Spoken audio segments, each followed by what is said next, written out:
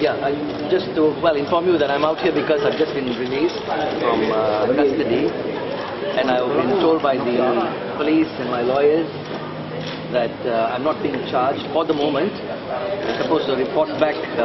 I'm on police bail and told to report on the 17th of August.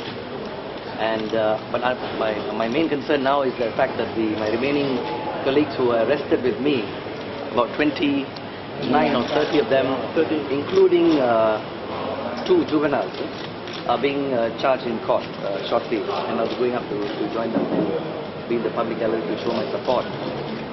I want to say this about what happened on Saturday and the subsequent behavior of the police at the instructions of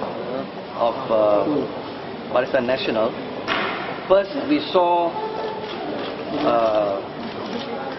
the typical authoritarian behavior of breaking up peaceful assemblies using violence and arresting up to 450 people.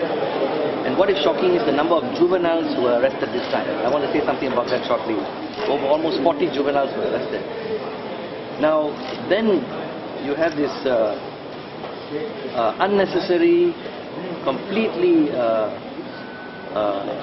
unnecessary remand, where about almost 80 persons who were arrested were remanded and kept in conditions I would not wish on anybody.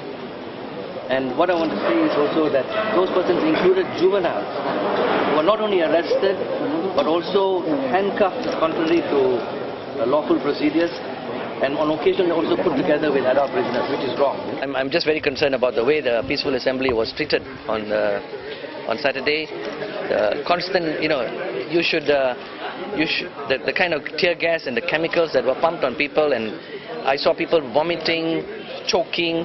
Asthmatics would have come close to death possibly, and on children and women as well. Macam mana kita tak boleh faham hak asasi itu sampai sekarang, dan kita sanggup menyeksa orang macam dengan keganasan lah. Hari itu bila you pump chemical, bila you gunakan gas pembedih mata, meriam air dengan kimia yang teruk, dan sampai berpuluh-puluh orang terpaksa muntah, itu adalah keganasan bagi saya.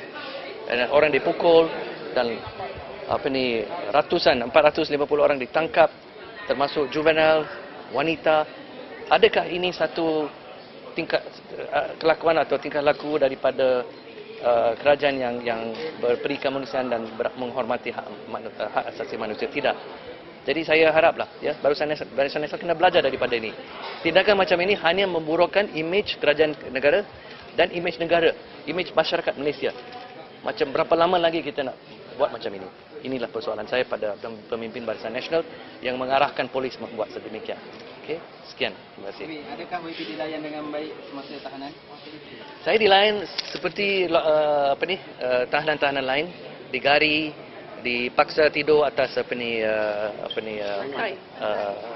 bukan lantai, itu ada bangku papan, tapi tak ada bantal, tak ada apa-apa, dan makanan yang cukup teruk, buang air di tandas yang terbuka, inilah lokap. So bagi saya marilah kita layan rakyat kita dengan hormati hak mereka. Tangkapan ini tak perlu buat. Tangkapan simpan dalam riman pun tak perlu. Bagi saya tidak ada asas, Dan saya persoalkan kenapa 80 orang disimpan dalam lokap pada hari Sabtu malam dan di riman diminta untuk mereka, Ini semua adalah tindakan menindas, yang cukup teruk, dan saya rasa bagi saya cukuplah. Ini sudah cukup. Marilah kita marilah kita bermula bertindak macam negara yang bertamadun, menunjuk kepada dunia kita boleh menghormati hak asasi, kita boleh membincang politik dengan cara yang civilized, dan bukan dengan cara mengganas macam ini.